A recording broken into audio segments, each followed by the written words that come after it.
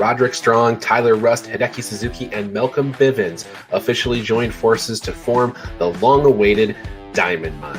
Strong's new faction completely ignored his old Undisputed Era stablemates of Kyle O'Reilly and Adam Cole to attack the NXT Cruiserweight Champion Kushida. I'm Ryan Joy, and I'm .com, a website database tracking pro wrestling from around the world. On today's show, we're talking about Diamond Mine and how it fits into the overall NXT picture and their Cruiserweight division. John Smith is in the house. We have headlines from the last 24 hours, and this is the Daily Wrestling News Show for June 23rd, 2021, where we sort through all the bullshit in wrestling news to find you the truth.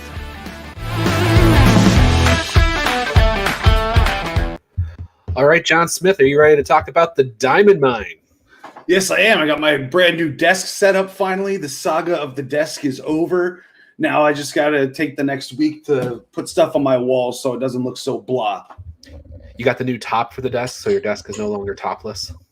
Well, you want to hear a story about that real quick?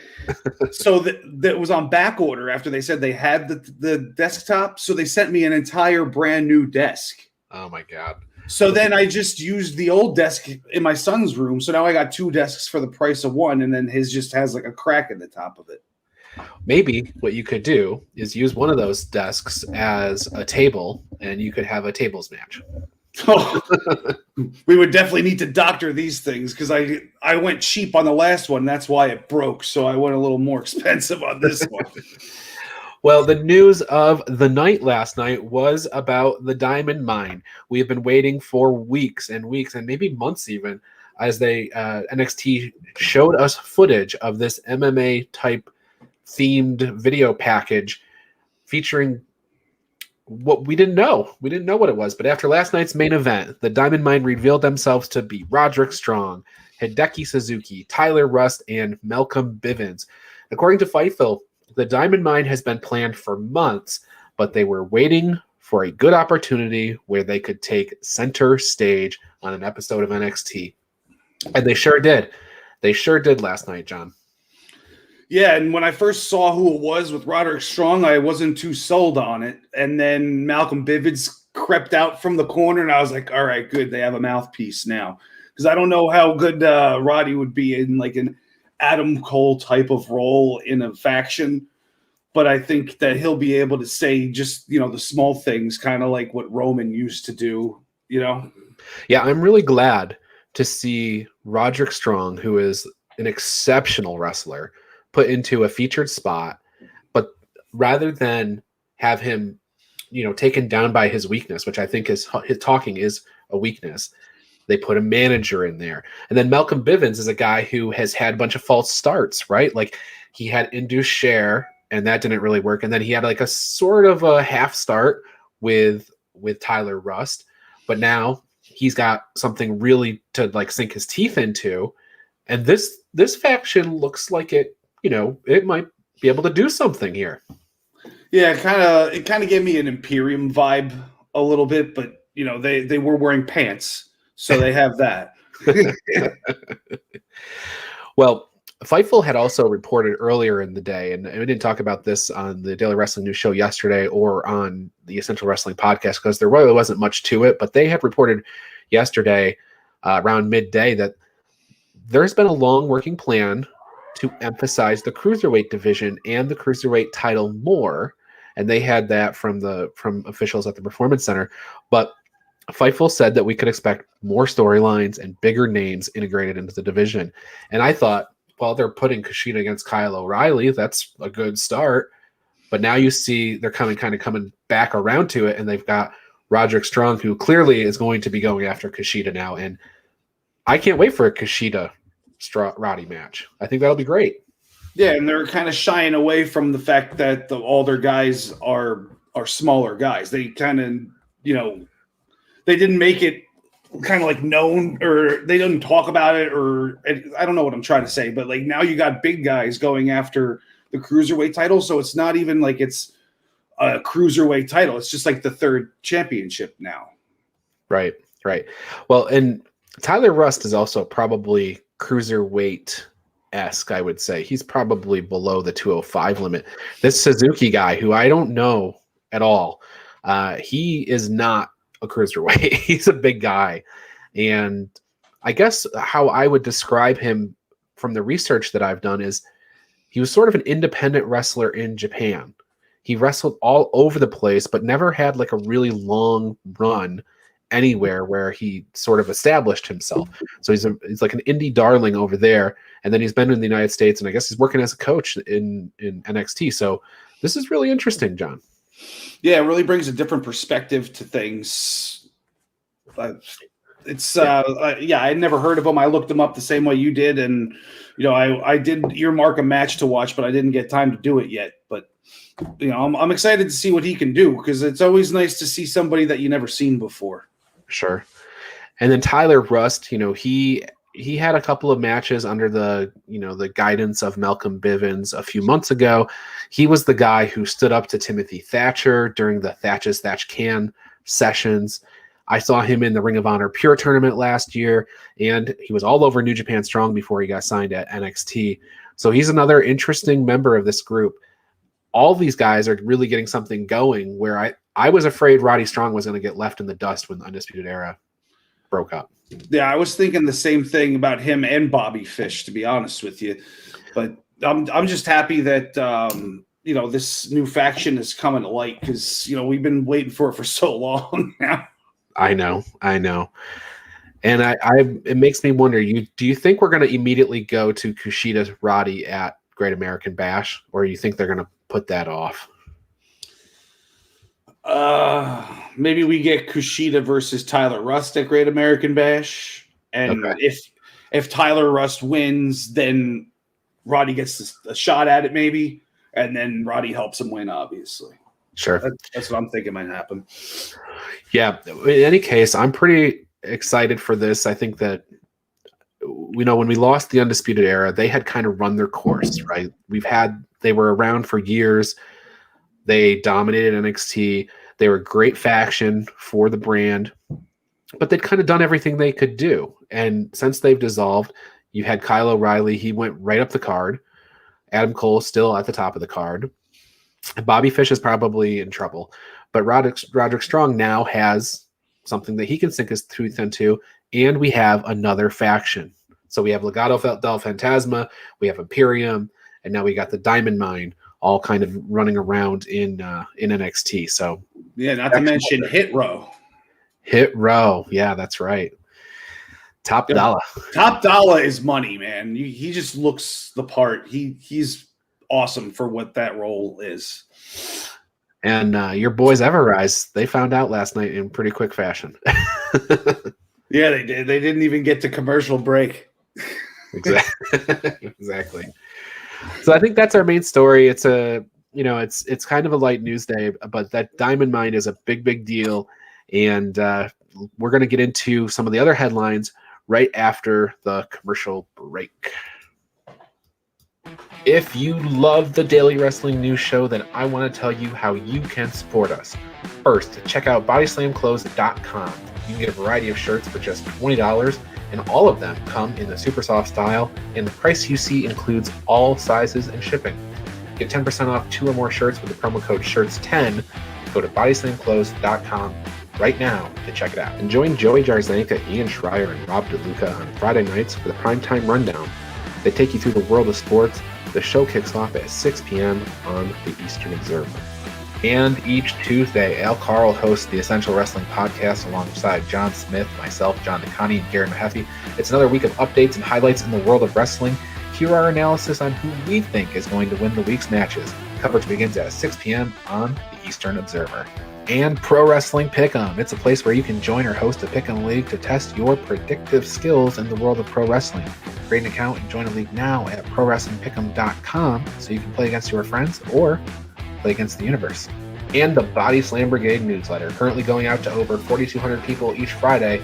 It consolidates all the top stories in professional wrestling into a quick-to-read email written by me for you for free. Sign up now at BodySlamBrigade.com. And of course, this show, the Daily Wrestling News Show. We're here every day, Monday through Thursday, and occasionally on Friday. You can listen to us on Apple Podcasts and Spotify, or watch us live on Facebook and YouTube at 10 a.m. This is the Daily Wrestling News Show, and we thank you for your support.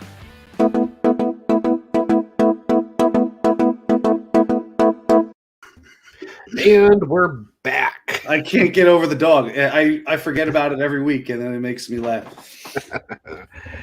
Well, the Diamond Mine is open. The dog, who Al Carl has officially named Scrap, is here to let us know it's the headline portion of the day. But again, programming note, the primetime rundown is on Mondays at 7 o'clock, despite the commercial saying Friday at whatever time it was on Friday.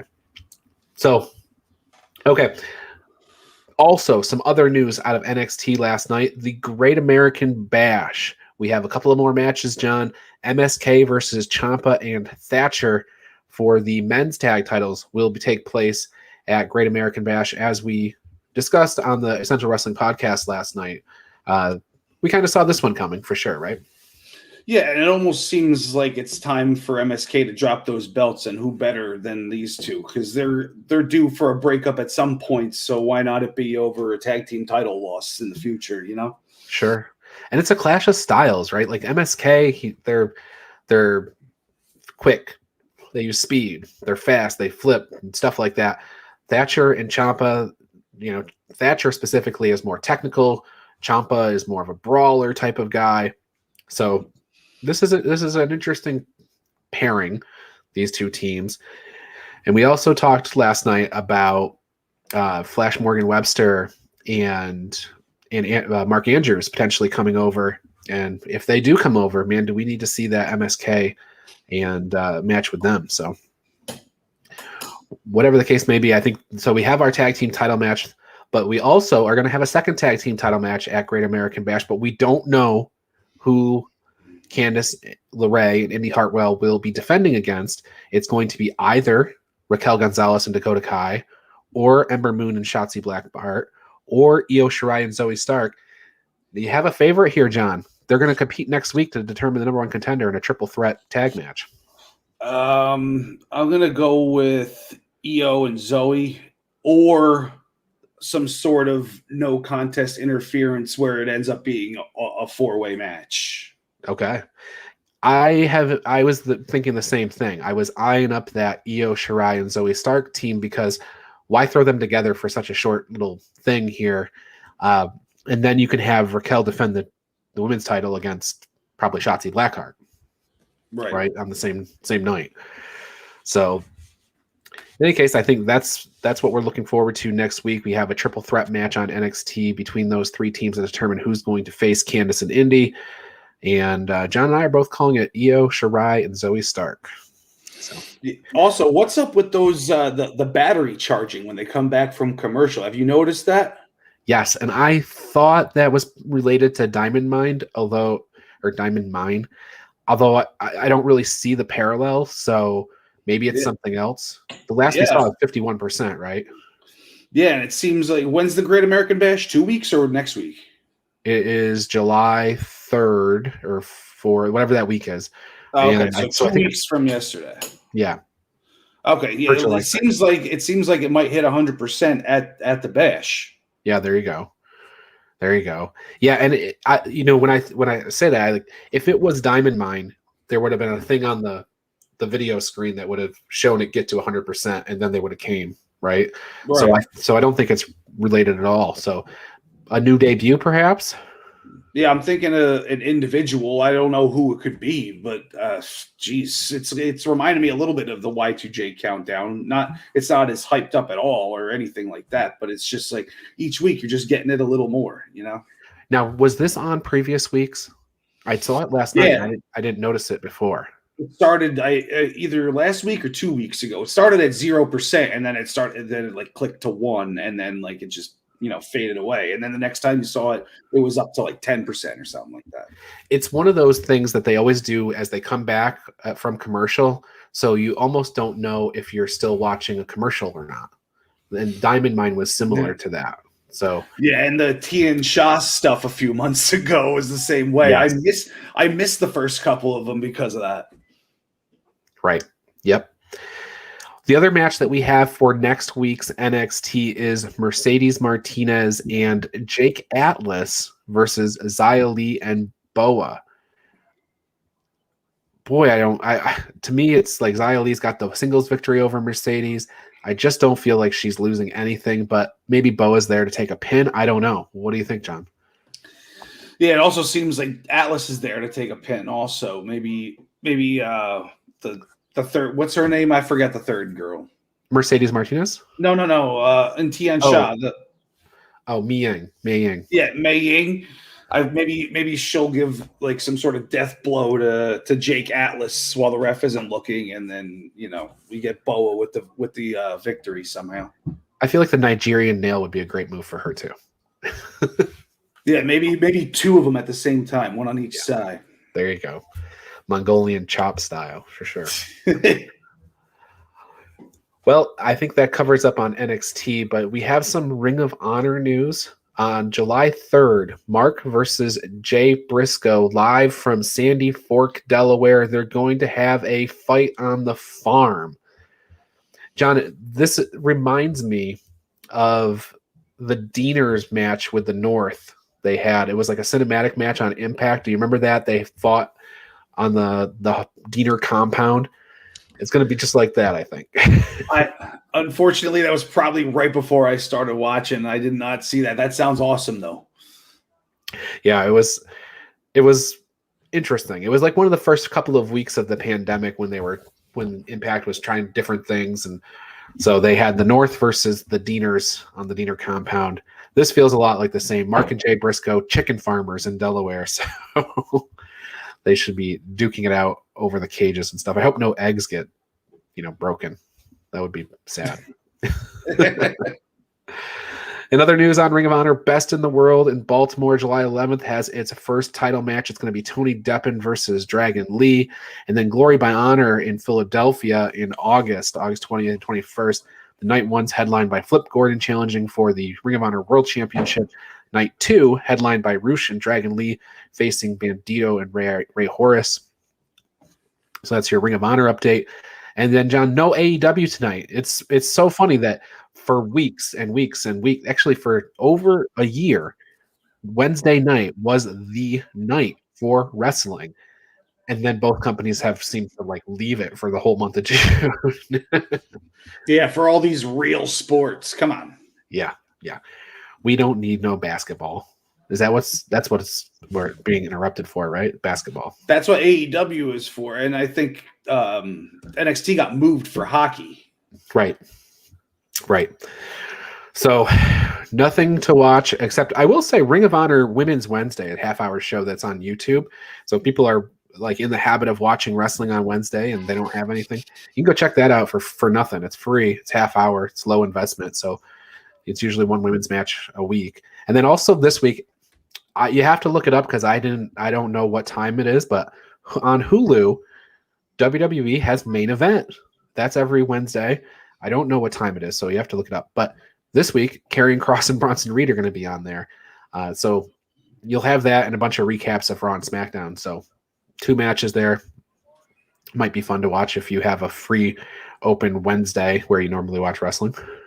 Yeah, this is really odd to me that they would put the 2 champions on Main Event like that. But maybe they're getting ready to call both of them up. That's what it feels like, because why else would they do it? But honestly, it still doesn't make sense because they have all the time in the world. They could tape 2 other matches, right? If they just wanted to have Bronson Reed and Karrion Kross come up and have a couple of matches in front of Vince McMahon, they could have taped them for some lost matches video they could do years from now. But it's weird that they would tape them for television. So yeah, and the thought of Karrion Kross without Scarlett really pains me. So I really hope that doesn't happen. Yeah, they've got to figure that out. And I'm actually curious just to see what Kross's entrance might look like in the Thunderdome, because that might be the big story after we see it. So on AEW news, we did just talk about them not being on television tonight, but we do know that next month, John Silver is getting his own pay-per-view. It's called The Butcher Cometh, John Silver, the Meat Man. It's going to be focused on the early matches of John Silver's career. John, I don't know what to say, but this is probably going to be great, right? If anything else, it's going to be funny. I know that much because he's he's gold in front of the camera. Maybe his early matches aren't too much to brag about, but I'm sure it'll have real good production value. Yeah, as long as they intersperse some commentary from him on this thing, I think it'll be great. And somebody is, I don't know who's doing these, but they're doing one a month. And last month they did Alex Reynolds, so he has the same type of treatment. His is called Yours Truly, which is not nearly as funny as The Meat Man, but that's already out. And I guess they're going to be doing a different one every month. So if you like that kind of thing, you can check that out. So yeah, it seems like a good way to get like lower level guys more fans. Right. The whole concept is that it's showing the early days of these wrestlers who have kind of come through and toppled everything. So, and then news out of Japan this morning, we have new junior tag team champions. Sho and Yo lost the titles to Taiji Ishimori and El Phantasmo. El Phantasmo, who had been recently on Impact. If you're not a New Japan fan, you may know him from there. So, new champions over there. So, John, we got about 10 minutes left in the show today, and I'm out of headlines and everything. So, let's do a little Money in the Bank talk. We talked about it a little bit on the Essential Wrestling podcast last night, but you have thoughts on who you think might be the winner of this thing. Yeah, my first thought. Well, I'd seen a question that WWE had posted on either their Twitter or their Facebook. It said, "Who should challenge Bobby Lashley next?" And I wrote The Fiend right now, thinking that he would be coming back last night or 2 nights ago, and Randy Orton at SummerSlam, because I was thinking Riddle would win the Money in the Bank. Then maybe Randy could take the title from Bobby, and then that would be like a really awesome dynamic where Riddle has the briefcase, but he would never cash in on his champion, his RK Bro, Right. I wouldn't do you dirty, bro. Yeah, I like that. It's interesting. The Fiend, like you said, he thought he might come back at Hell in a Cell. He didn't. And I don't know when this man is going to resurface. There doesn't seem like there's an opening anywhere, but he's such a big character in WWE. They've got to have him for SummerSlam, right? You would think so. I mean, but you would also want to promote him, so maybe he's got to come back in the next few weeks for them to do that, or even 2 weeks before SummerSlam at least. Yeah, and they've got live fans coming back next month, and Money in the Bank is the first big show. They have a SmackDown, and then they have Money in the Bank, and then they got Raw. Those are the first 3 shows, and it would make sense. It's hard not to remember Brock Lesnar making a big splash and winning the Money in the Bank a few years ago as sort of a surprise entrant. But at the same time, there's like 5 or 6 alternates on the Raw side already for the Money in the Bank, right? You've got Sheamus and Jinder Mahal and Cedric Alexander, who all want to be in this match. It would be very weird for the Fiend to take all of them out and then also Ricochet or something so he could get in there. But. Or maybe he just gets inserted. Maybe it's a 9-man. They've done 10 before, so we're looking at 8 right now, 4 from each show. But it could go up to 10. Who knows? Right. And so next week on Raw, we talked about this yesterday, but next week on Raw we have the last chance between AJ Styles, Randy Orton, and Drew McIntyre. One of those guys is going to make the Money in the Bank match. And then on SmackDown side, do you have some thoughts there? Because we've kind of been watching the slow and steady rise of Big E.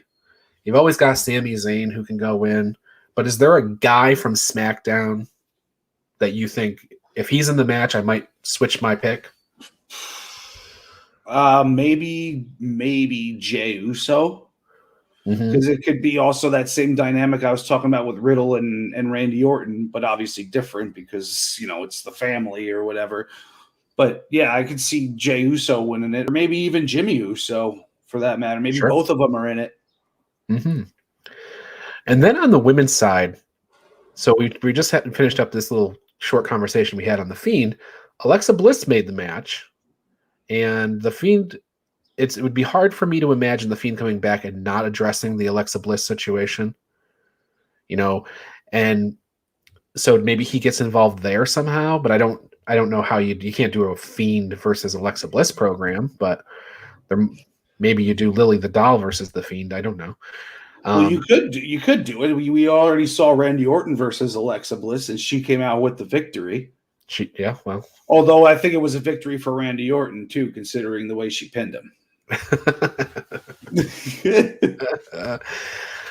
And then Super Nikki Cross is in there as well. I don't know who from the SmackDown side that I think they could squeeze in a big name here, though. I think either Bayley or Sasha Banks is going to be in the Money in the Bank match itself. Yeah, absolutely. I could see Cesaro winning on the men's side too. Now that I'm looking at the roster here. Oh, that's a good point. Cesaro would be another good entrant. And I guess even Seth Rollins too, right? I mean, either one of those guys. I don't know if we want to go down that road again. Seth Rollins carrying the briefcase for 9 months. Maybe he could deck that thing out so it matches his suit every week. Yeah, bedazzle it every week. All right. Well, that's Money in the Bank. That's and we finished up Hell in a Cell weekend last weekend. John, any words of advice for the people this week? I do, and they're actually positive words of advice today. Normally, it's because something negative has happened to me at some point, but I bought this juice cleanse. It's like six juices a day for 5 days, and I had it in my freezer for clogging up my freezer for the past like month and a half, like putting it off. And I'm actually really happy that I did it. The first day sucked, but after that, like I'm just used to not eating now. I haven't had a thing to eat since Saturday. I'm on day 4 of 5 right now, and it's going strong. So if anybody who's been thinking about it, word of advice, do it. It really makes you feel better. Yeah, I've done a few of those. In the past, and I did one not that long ago, and I was totally off caffeine and feeling great and sleeping well and everything. So, yeah, I hear you. I think that's a good word of advice. That's one thing that I don't partake in is the caffeine. I don't drink coffee or anything, but I haven't had a beer since Saturday, so I'm definitely sleeping better myself. Well, that is a pro tip. All right. Well, we're going to end a little early. Thanks, everybody, for watching. For John, I am Ryan, and we will catch you next time.